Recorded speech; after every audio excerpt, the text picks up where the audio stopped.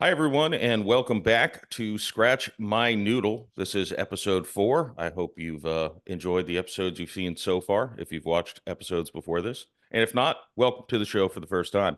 Glad to have you here on Scratch My Noodle here on. Today, I am joined by Patricia Pearce. And how are you today, Patricia? I'm doing great, Jeff. I'm so glad to be with you. I'm looking forward to this. I have no idea where we're going, but I'm looking forward to it. Yeah, that makes two of us, and that's a we're gonna go on this journey together. um, to get started, I tell my audience about yourself and what you do. Yeah, well, thanks. I'm a spiritual teacher. I'm a writer. I'm a podcaster as well, and I'm a former pastor. I actually used to be a Presbyterian pastor, but my own spiritual journey took quite a dramatic turn about 20 some years ago, and I had a very profound spiritual awakening that took me beyond the boundaries of conventional Christian beliefs. And so I ended up leaving that vocation in 2010. And I've since been doing writing, have a Substack and podcasting and such. Yeah, just so we don't miss out, tell my audience what the name of your podcast is, and also the name of your Substack. I'll of course put the links as well in the description below the show if you're watching on the computer. But tell my audience that as well so they can find you. Yeah, so it's We Awakening, and that's both the name of the Substack and the podcast, We Awakening. So it's really about the global awakening of consciousness that we are in the midst of, even though it doesn't always look that way. So really exploring that topic, and I interview people, and I also just share some of my own reflections from my own experience. So, going to your experience, what was it an event or how did you kind of get to this spiritual awakening in your own journey?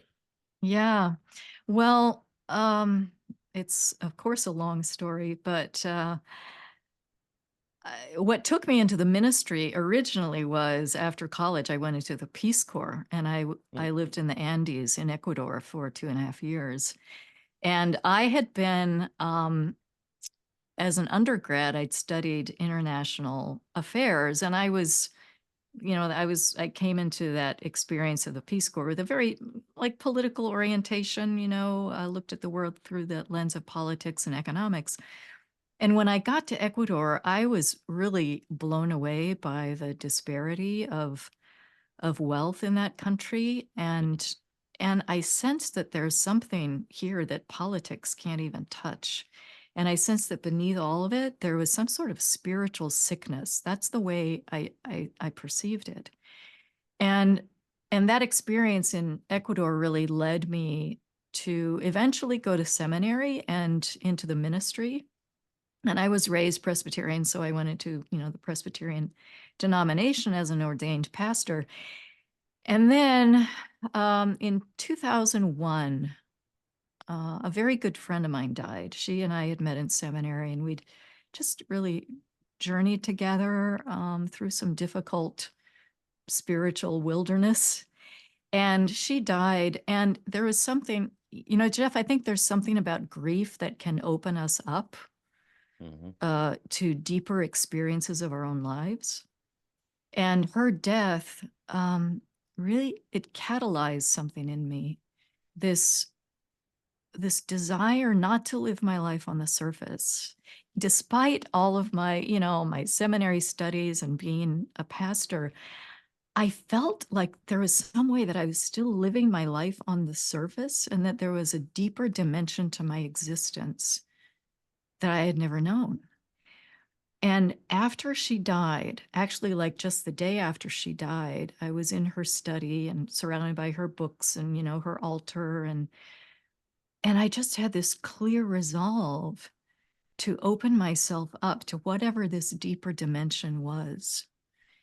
And that's, I didn't even know what that was. I didn't even know what I was saying yes to or what I was inviting, but I just felt like this.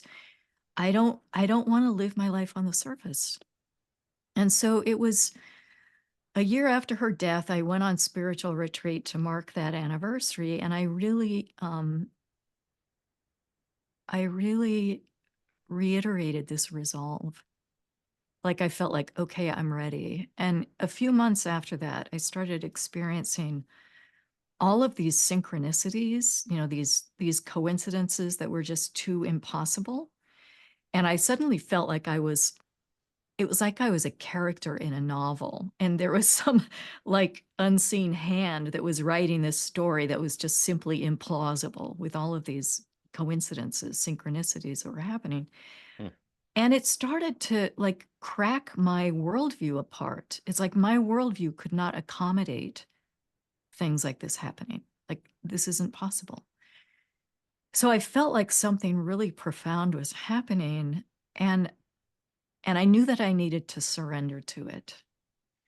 And so I went to the woods. I live in Philadelphia, and we're blessed to have this just amazing land that's been set aside as natural park area. So I went to the woods and I sat down on this rock, and I didn't know what to do except to give thanks for the people in my life, because I felt like whatever I was experiencing was somehow related to the web of relationships that I was in.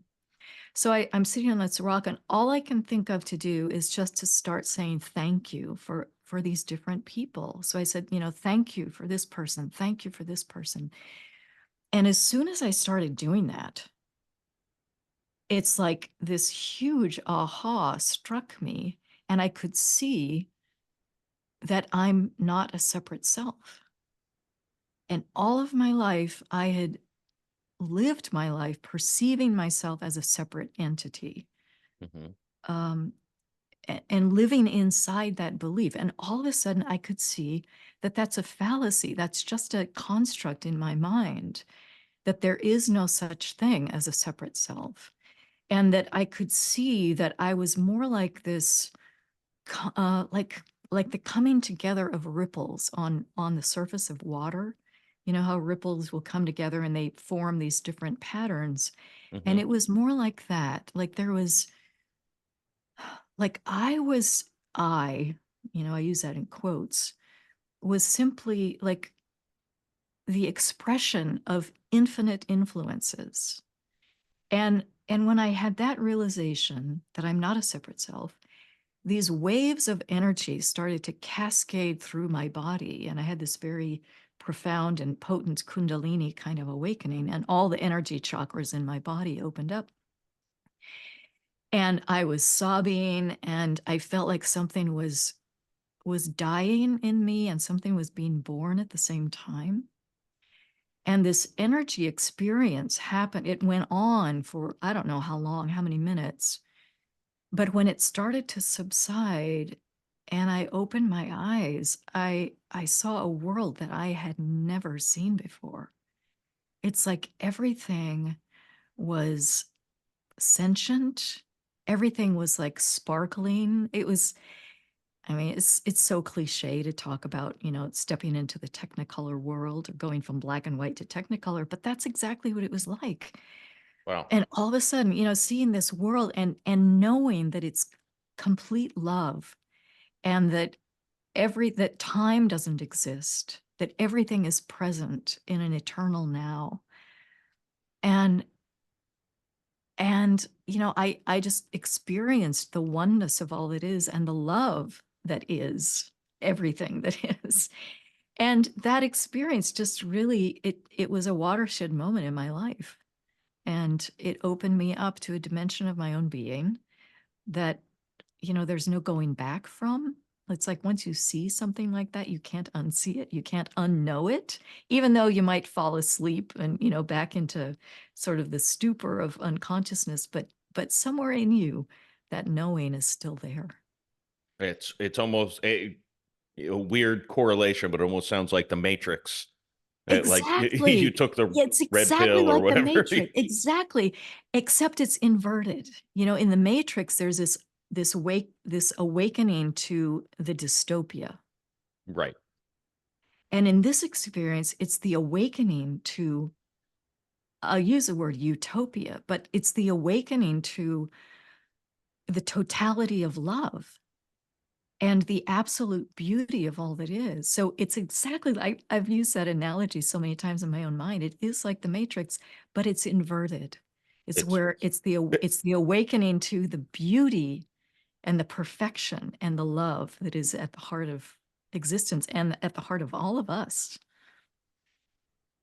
yeah, there's a lot to dive into there. I mean, so the oneness aspect of it, I know from, not that I do a ton of research, but I know from doing a little bit, I know that kind of is then what led you to kind of go away from, I don't know if I should say organized religion, but I know your view on how Christian religions classify Jesus as opposed to your view on what on I guess what Jesus Christ or who he was. Yeah, Um exactly. And you're exactly right. Yeah. so and I guess let's dive into that a little because I definitely understand your point is that religion kind of puts him, he's Hmm. the son of God and he is an Right. individual kind of above all of us. Although now this is someone who again knows nothing, but I went to Catholic school from Hmm. kindergarten through 12th grade, and I used to go to church all Hmm. the time. Um, until I was like in college, but but I always thought it was interesting that he was put on this pedestal, but he never put himself, it didn't seem, on the pedestal. He hung out with tax collectors and prostitutes all the time. I mean, Oh, I don't want to say hung out with, but he spent his time with, and the tax collectors, back then were like mafias, like mafioso, not like, an IRS agent. Although I guess well, that's a whole separate issue. we don't need to go there, huh? Yeah, right. um, that's how they brought down whatever mafia guy they brought down was the IRS. Mm. Yeah. But pulling it all together. But I that always kind of stuck out to me a little bit is it's not like and frankly, it also is part of the reason I personally always had a hard time with going to church, or I started having a hard time going to church, and it was an internal flaw. Whereas Mm. I saw the flaws in myself and I saw the flaws in other people, and I thought, what are we, we're not worthy of even being in this church Mm. because I know this person does terrible things and they're a mean person, but they'll Mm. go up and they'll, play the part of good Catholic. Um, and me, I'm like, well, I like to do things that God would not approve of. So I guess why am I even coming here? Because I'm a I don't know. Maybe that's the only time in my early 20s that I kind of had that Catholic guilt, because otherwise Mm. I've been kind of free of that, to be honest. But um, yeah. So tell me your much more educated views of Jesus, and that probably somehow I feel like I was nipping at the heels of probably the right path, but I didn't follow it. Yeah, exactly what you're saying about, so that experience that I had where I saw not only that I'm not a separate self and that doesn't exist, a separate self doesn't exist, but that separateness itself doesn't exist. It's an illusion in the mind, and now our science is telling us that.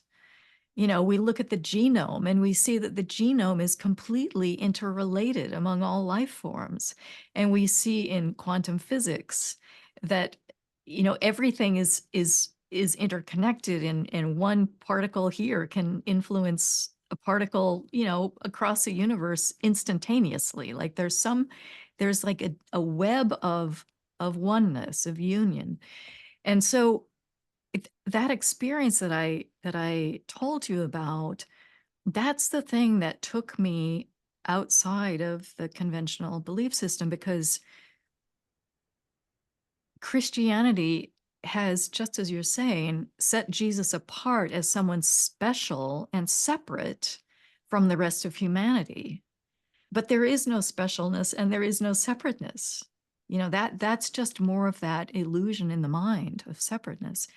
And so I just started to see how much of the foundation of the belief system had been built upon this idea of separateness, which now I knew was untrue. And that, we can use the word God. I don't often use the word God anymore because it carries so many associations of, a white guy with a long beard up in the sky. And it's total anthropomorphization, whatever, I'll leave that Yeah. word. But for me, quote, God is that field of oneness. It is the all in all that is love. And so coming back to Christianity, yeah, the religion saw Jesus as separate from all of the rest of us, and as you also said, the one and only Son of God. And I don't fault anybody for this. This was simply the level of consciousness, the state of consciousness at that time. I often call it the egoic consciousness that operates out of that perception of separateness. And that was the prevailing consciousness at the time. And so that's the lens through which people interpreted Jesus and what he said and who he was. So it's just an overlay. It's a false perception.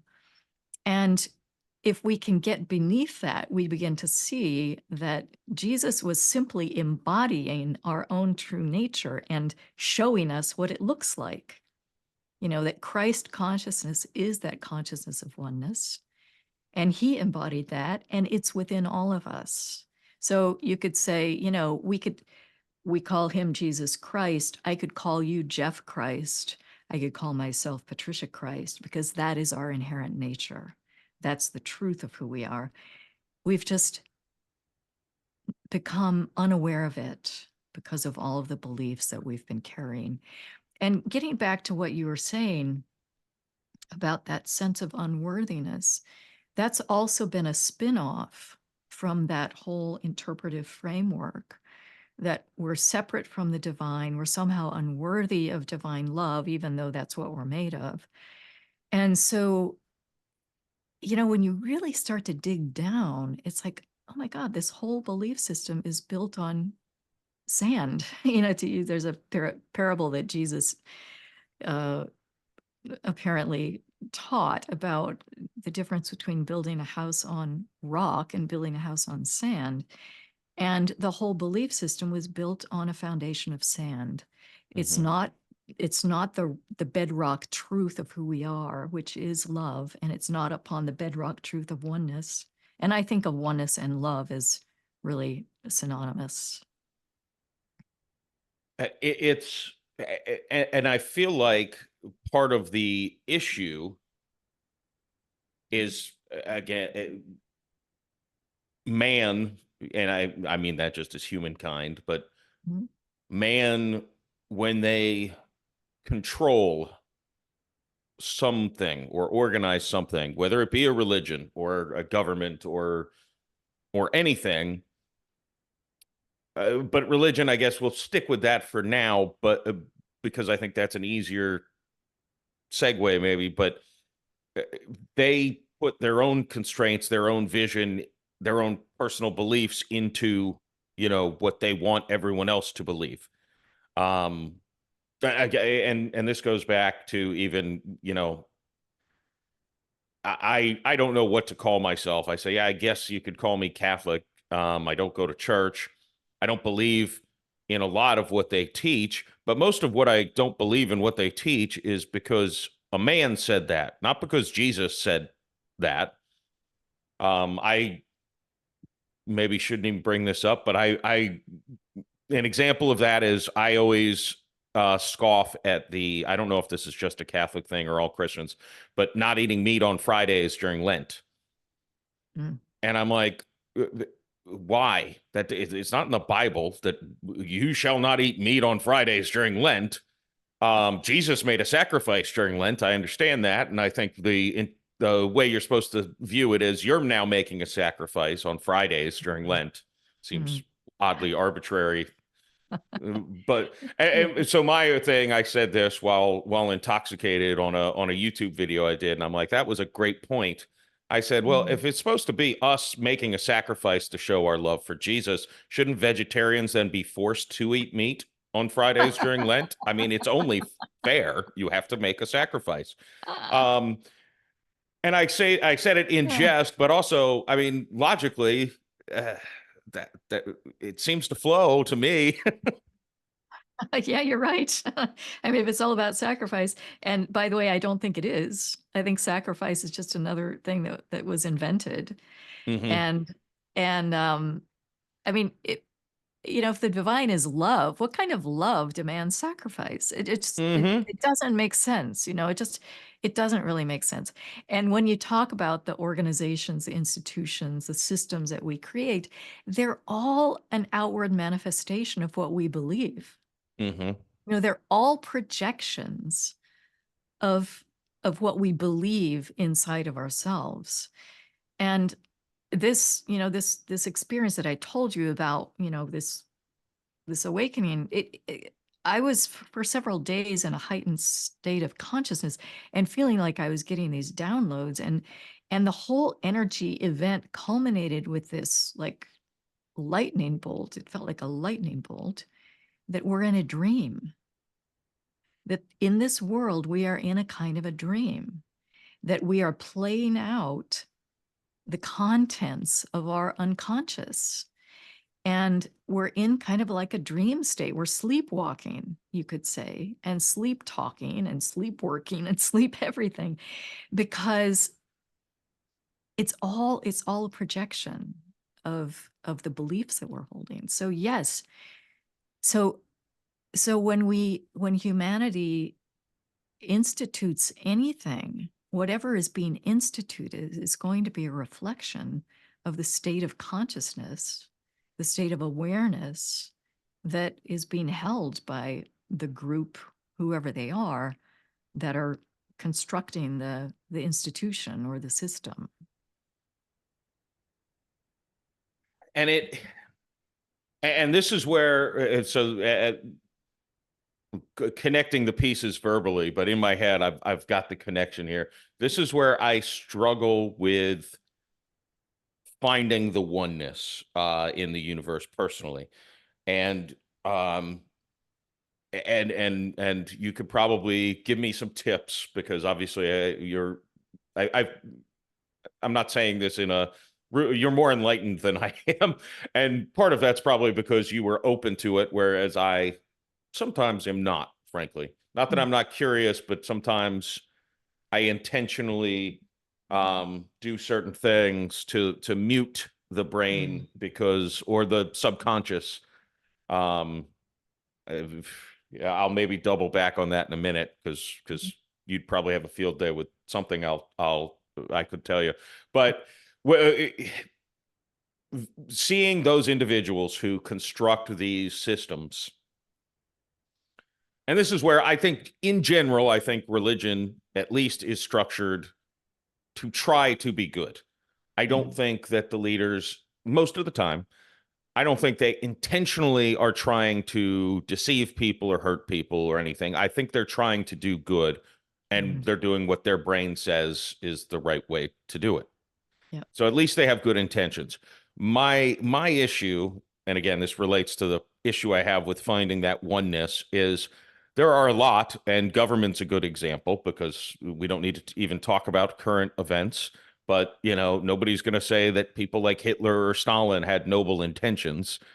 Right. They had evil intentions. Mm, Uh, and maybe in their head they weren't evil, but that's neither here nor there. The result was evil, um, and that's where I have a hard time saying, well, yeah, that person and me are the same, mm, because to me, I see not to get political by any stretch, but I'm someone who's like, hey, I don't even think we need a government. I think people should just do good, mm, be good people and take care of yourself and others. And we wouldn't need all these structures, these man-made things. Obviously that's a utopia because there are bad people. mm, Um, And that's where I kind of struggle with the oneness. It's like, if we got rid of government and had a town of 3,000 people who were loving and caring and took care of each other and shared everything and pulled their weight, and everyone, it was just a great community, how long would it be before some bad seeds would go and take advantage of those people? Unfortunately, Mhm. if they're not on an island isolated away from everybody, it's not going to take too long before some bad apples are going to go there and mess everything up.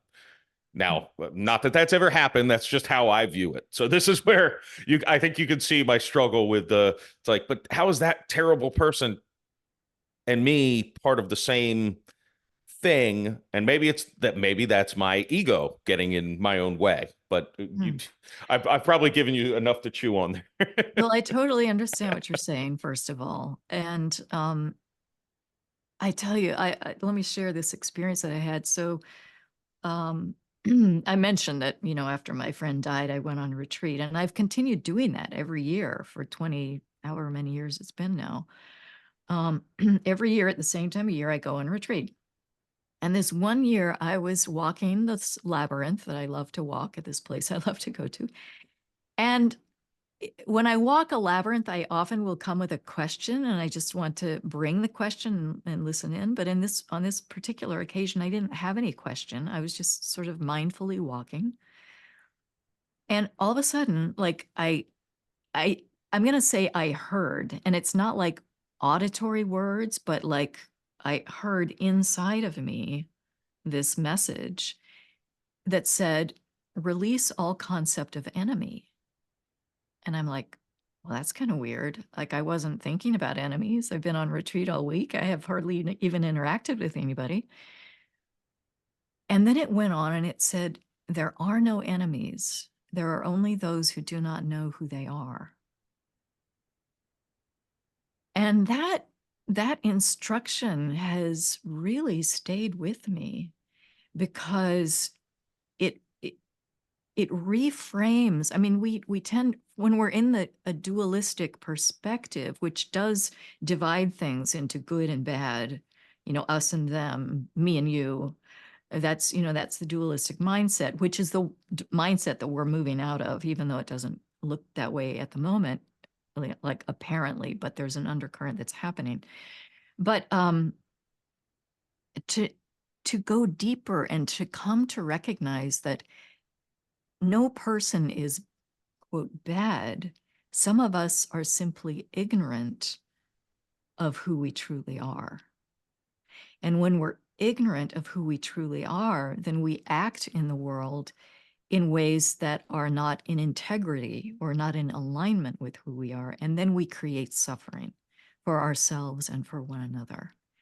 And so when I look at someone like Hitler, I actually don't see evil in him. I see someone who is completely asleep, completely ignorant, and in that ignorance carries out actions that create extreme suffering for, in that case, millions and millions and millions of people.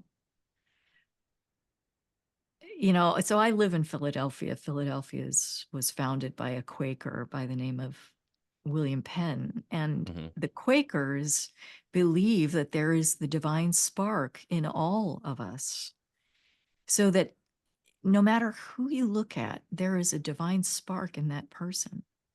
And if they haven't yet discovered it, they'll live in ways that would build, that would betray that divine essence in them. So, I really do see it really as more a question of the state of our consciousness. Once again, are we inhabiting that dualistic mind that sees through the lens of separateness, and sees through, the mind of judgment, or are we transcending that and experiencing? And this is the thing, it's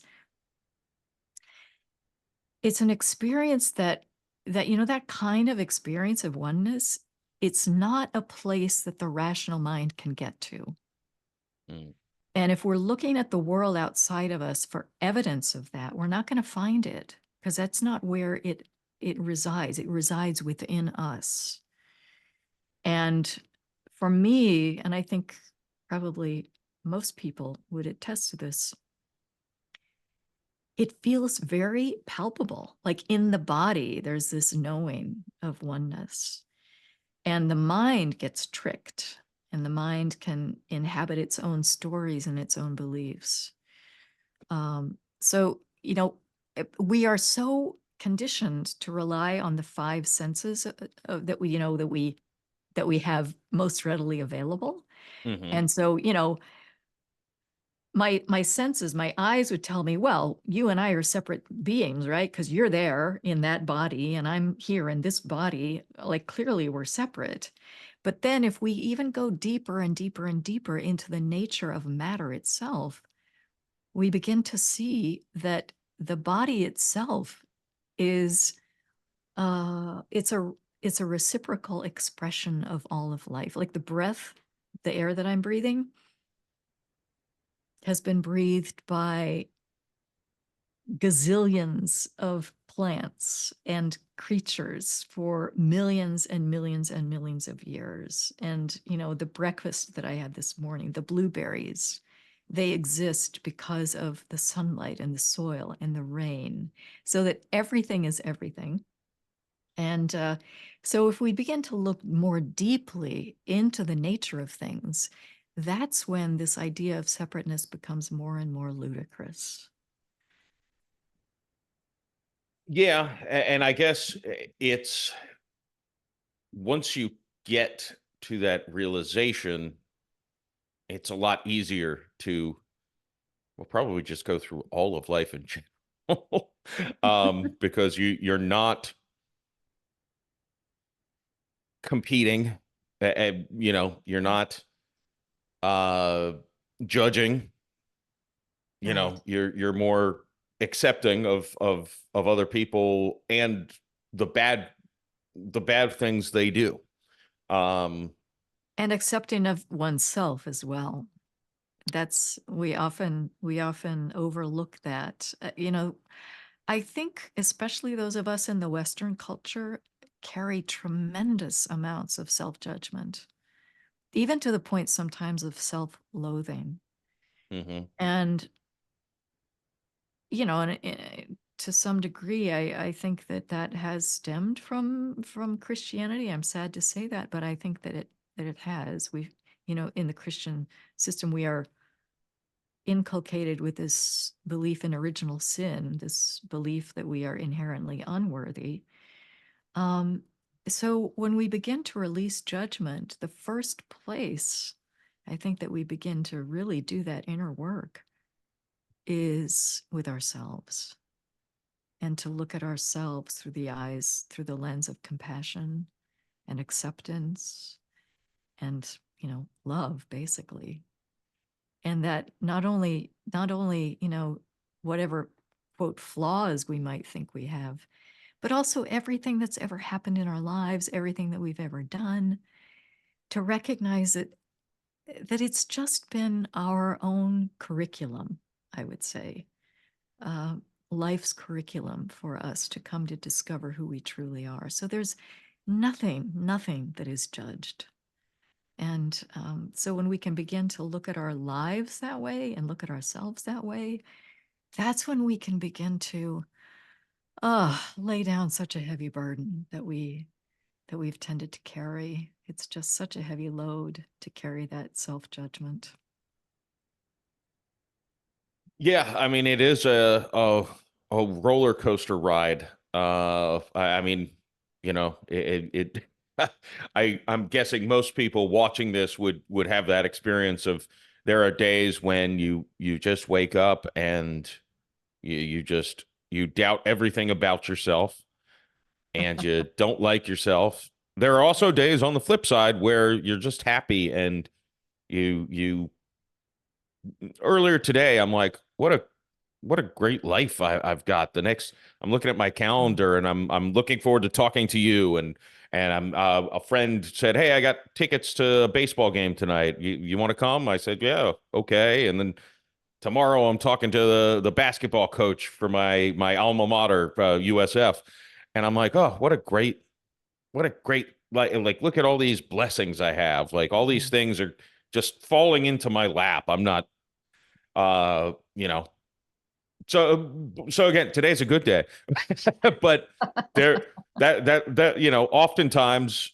there's the wake up and it's, and again, to me, and maybe there's something to this. I'm very public and open about, because I use humiliation in my own personal life. I turn it around and make it humorous. Mm. So if I can be humiliated and embarrassed, but I can then tell that to other people in a way that makes them laugh, I feel like I just turned a negative into a net positive. Uh, Yeah, because you're also not carrying it as like hiding it away out of shame. There's something right. about just, sharing it. It releases its power. It releases its hold. Yeah, and maybe that's the closest I come to experiencing the oneness, is thinking this was humiliating, whether it's, Mm. getting rejected by a woman, or just something stupid I did while I was drinking, or just something stupid I said probably because I was drinking. Mm. But instead of bottling these things up, I say, I'm going to tell everyone this fun story. And if they laugh, even if I was, even if I cried over the event, Mm. none of those particular events would make me cry, but but even if it was something, whatever it might be, that made me really emotionally distraught, Yeah. if I could turn it around and make other people laugh with it, now it's a weapon in my arsenal almost. Like, this is a way I can, this humiliation is now like a punchline. Mm. So that shifts it for you as well, right?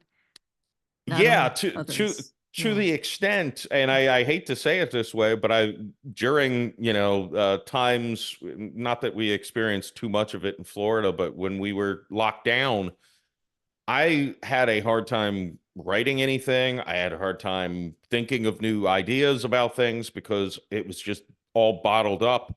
It's like, I need to be out amongst people. I need to, Mm. I make a point when I get my oil changed on my car to take it to a place that's next to a mall, because really there's Mm. no purpose in walking around a mall unless you just have to waste time, because the internet.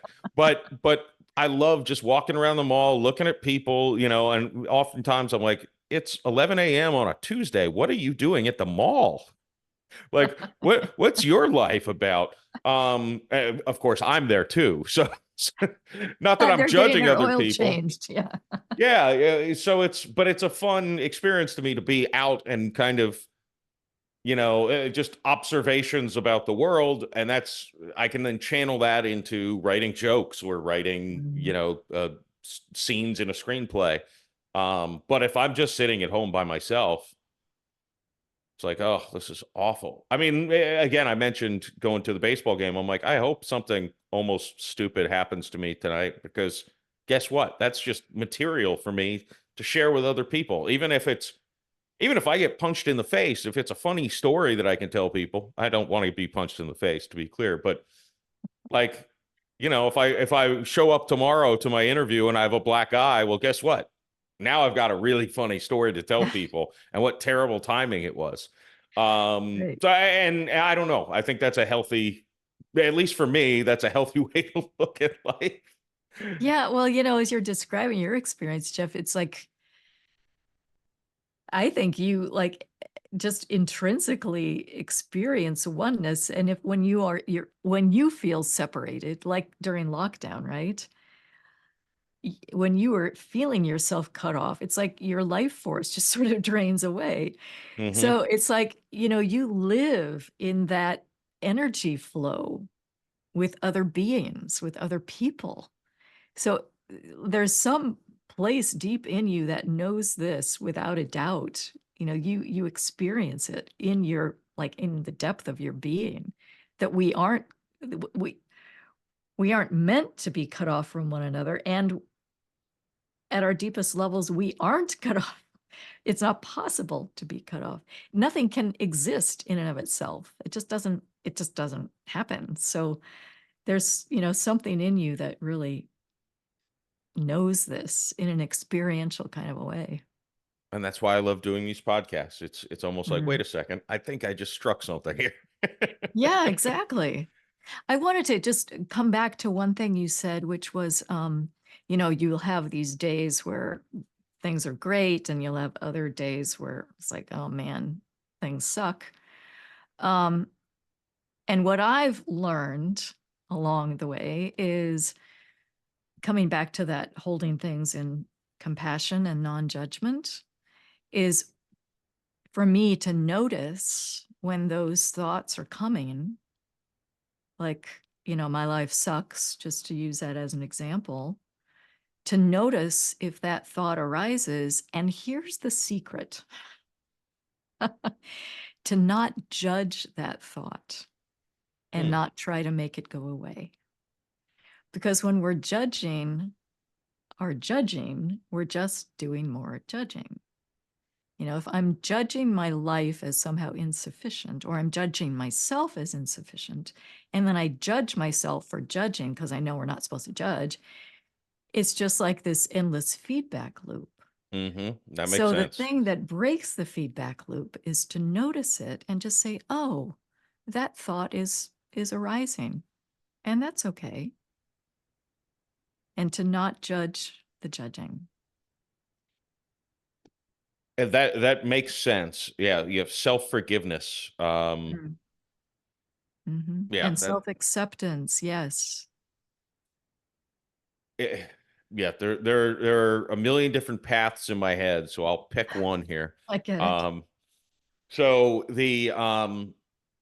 this is going back to something you said earlier about kind of our lives being almost like basically like a dream. Mhm. Um, so I did bookmark an episode of your podcast that I have not listened to, and I'm not asking you to spoil it, where you I know the theme of that episode is about dreams. So I Oh. look forward to listening to that because it's an obsession of mine. Uh-huh. Um, and I don't know if you have any insight into that world, but I'll tell you this was kind of the thing I alluded to earlier as well, and I feel like, well, might as well pay it off, right? So so I have talked actually to, when I had the skeptic metaphysicians who are on Ethereal TV, when I had them on my podcast years ago, I said, I admitted that, I have very vivid dreams when I go to bed. Mhm. When I go to bed sober, they are so vivid that often I'm awake every 30 minutes because Mhm. it's too much. And they're very realistic, hyper Mhm. realistic. If I go to bed and I've had a few drinks, they're a little hazier and a little more dreamlike. I think how Mhm. most people experience dreams. If I drink a lot, I still often have dreams, but they're very, very, loose. Like you Mhm. can't really put your finger on what it was. Mhm. Um, and to me, I sleep a lot better when the dreams aren't waking me up every 30 minutes. Mm. So Yeah. I've had this told to me in multiple ways. One is, well, you're going to die if you don't sleep. So do what you got to do to sleep through the night. But, alcohol is also going to kill you. So find a Mhm. balancing act, Mhm. which I don't think that's probably the best. I've also had people say, "Oh, you're getting a message in your dreams, and you're ignoring them by drinking." And I'm like, "Well, I'm not. I'm just toning them down, turning down the volume a little bit. It's too intense." Mhm. Yeah. And sometimes they're very traumatic dreams. Mhm. So it's like I don't know what the universe is trying to tell me, but I don't need to see my kid run over by a car. Mhm. That's not something that's it's not something that's going to help me get through my day or go Yeah. back to sleep after I wake up. Um, so again, I'm very intrigued by what dreams actually are and whether and I don't know if you have any insight to share with me on Mhm. that. Yeah. Oh, yeah. I'm so glad you brought that up. Dreams have been so important in my life. And back when I was in seminary, and I'm going through this very traumatic, I would call it a feminist awakening. coming to terms with the patriarchal nature of the religion that I'd grown up in, I was having these vivid dreams, and they were very disturbing, some of them, very disturbing. And other dreams have really been turning points in my life. So I totally get, what you're saying about how vivid dreams can be and how potent. And I started, I knew when I was in seminary and getting these dreams, I knew I need to understand what this is about. So I started learning about dream work, and I took a course in dream work. And my seminary professor who taught this course in dream work, he always would say, all dreams come in the interest of our health and wholeness. All dreams. And he would say, even nightmares, because nightmares are bringing information that is so important for us that they will scare us to get us to wake up so that we can hear what they are here to tell us. And it sounds to me, Jeff, like you have a very, very, as you're saying, active dream life. And it could be a tremendous gift if you can give it a little bit of space. And I do know that, alcohol will mute that, and it will mute our ability to dream and remember our dreams. If it's waking you up every 30 minutes, that's kind of extreme. However, my hunch is you could just try this as an experiment, and you could listen to the podcast about dreams too. If you kept your phone by your bed, or a little tablet of paper with a little pen that lights up in the dark, and when you wake up after a dream, if you just like recorded or jotted down like just a couple, like 2 or 3 key elements of that dream, and then let yourself go back to sleep, and do that. If you start doing that, if you start delving into dream work, I feel like I could guarantee, and I could give you like a money back guarantee. I don't know what that would look like, but my hunch is that if you started to give space to these dreams that want to talk to you, they would start to chill over time. They'd start to give you some space, but they really want to be heard because they've got some really important information for you. And, if I were to have a dream where that my child is getting run over by a car, it's not my literal child. It's my inner child. It's some inner child in me that is feeling like it's been just run over. So, when I started doing dream work, here's a book I would recommend to you and anybody else who's interested. There's this wonderful book called Inner Work by Robert Johnson. And that's the book that really got me going with dream work. And I tell you, it's been life-changing. It really has. The dreams have been such a tremendous gift. And as we begin to listen to them and begin to integrate what they have to say, I don't have nightmares anymore. It's, once we begin to do that integration process, the stuff that's in the unconscious that needs to be seen and accepted and healed, over time, it just becomes so much easier. And I mean, now sometimes I'll have dreams that will wake me up laughing, believe it or not. And that's a delightful experience. Doesn't happen very often, but it has happened, where something is so funny in a dream that I'm laughing so hard that I wake up. So dreams can operate on all kinds of levels. They can be personal, unconscious dreams. We can also have dreams about the collective unconscious and what's happening right now collectively for us. We can have dreams that are really communications from the spiritual realm, from the divine realm. They're very archetypal, and they have a kind of potent energy to them. They just have a different quality to them. So I'm a big fan of dreams. So I'm actually excited for you that this is so active for you. I know for you it's probably like a pain in the butt, but it could be a really great gift. I'll say it's a blessing and a curse, Yeah. because it is. I've gotten several writing ideas for screenplays that I'm working on from dreams. Yep. but yeah, sometimes, by the same token, it's like, well, that great. Now it's 2:30 in the morning. I'm not sleeping the Right. rest of the night. Right. So it's an odd relationship. And I to be fair, to overshare, like, I'm divorced. I have my kids 50% of the time. So I don't drink any night I have my kids. I drink Mhm. every night I don't have my kids. So I Mhm. give the dreams a little space to operate. Yeah. Yeah. Yeah. And the next step would be to just start to inquire what they are wanting to communicate to you. I mean, Yeah. it sounds like you have like a gold mine inside of you of all kinds of wisdom that is presenting itself. It might not feel that way, but I stand by that statement. It does. I agree with you. It does feel that way. It's hard in the day to day to sometimes think of it that way when Yep. I got 45 minutes of sleep last night. And now today is horrible, Yep. because I'm Yep. tired all day. Yeah, I get it. And I get and it. and frankly, a lot of times it's like I know if I even take a nap, I'm gonna have a terribly vivid dream.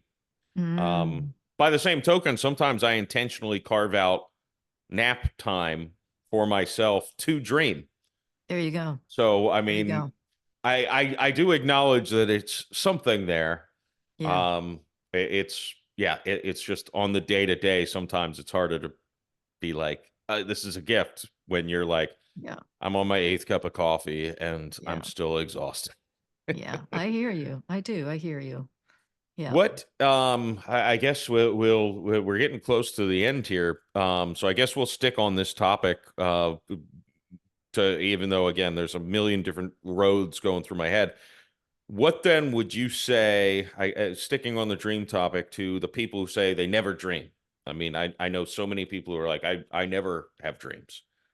And it's like, I don't Right. understand what happens. How do you know you've even fallen asleep if you don't have dreams? Yeah. Well, the thing is we all dream. We just don't always remember our dreams. And if we don't dream, it actually can lead to psychosis. Like there's something about dreaming that is essential to our mental health. So we're all dreaming every night, but we may not be remembering the dreams. And remembering our dreams is also kind of a practice. Um, and if we just even wake up with like one little sliver of a memory of a dream, like just like one little snapshot, and we pay attention to it, we begin to train ourselves to remember our dreams. So it really is a practice. And I mean, there are all kinds of things that people can do to help them remember their dreams. You obviously don't have that problem, but yeah, there are things that we can do to remember our dreams, and one of them is simply, and it's very simple. Before we go to bed, before we go to sleep, we simply tell ourselves, "I'm waking up in the morning and I'm remembering my dreams." And sometimes it's as simple as that, as setting the intention. So everybody dreams. We just don't always remember our dreams. Yeah, uh, the way I was viewing it in my head, and maybe this is not a fair assessment, but I'm a sports guy. So my thought is, it's like there are some natural athletes. And Mhm. in this one scenario with dreaming, I'm a natural where it's like Yep. I can't avoid it. It's just it comes to me. Right. And there is also the gym rat who needs to spend all day, every day they can practicing so they can be good enough to stay on the court with or on Right. the field with this natural athlete. Um, and that's again, that's I don't know if that's an analogy or a metaphor because No, it makes sense. Totally does. Totally makes sense. Yeah, it totally does. yeah. So people can train themselves to do a lot of things, I think. So true. Again, I'm going to go back through this episode and be like, there's 70 other things that I should have asked, but you know what? I need to not judge myself for judging myself. See? Oh, See, I'm there. learning. I'm constantly learning. And then I have a few drinks and I forget what I learned. But but luckily, this is an episode that is on TV, so it's something that I'll have to watch again. There So you I will go. not I will not forget the lessons I've learned or judge myself for not asking so many questions. But Patricia, before I let you go, again, just remind my audience where they can find you Yeah. across the interwebs and every place else. Yeah, absolutely. Thanks for asking. Yeah, so my Substack is WeAwakening. My website is just my name, patriciapierce.com. And my last name, there are two ways to spell Pierce. So always say it's peace, like peace to you, peace with an R, Pearce. So it's patriciapierce.com. There you can find, my books. I have a couple books. I have a memoir called Beyond Jesus, My Spiritual Odyssey, where I talk about, the experiences that I've shared. I mean, I've shared just a little piece of that. And that journey of going through, Christian ministry and then having that experience and where that took me and where it took me in terms of how I see Jesus. So my books are on the website, the podcast and blogging are on Substack. And yeah, so that's how people can find me. Awesome. Well, Patricia, thank you so much for coming on the show. I appreciate it. And everyone watching, I hope you enjoyed Scratch My Noodle and come back next week for another episode. Or if you're streaming this, just keep it playing. And like in a minute, you'll be seeing this face again on your screen. Uh, for Scratch My Noodle, I'm Jeff Macalino. I don't have a catchphrase, so bye.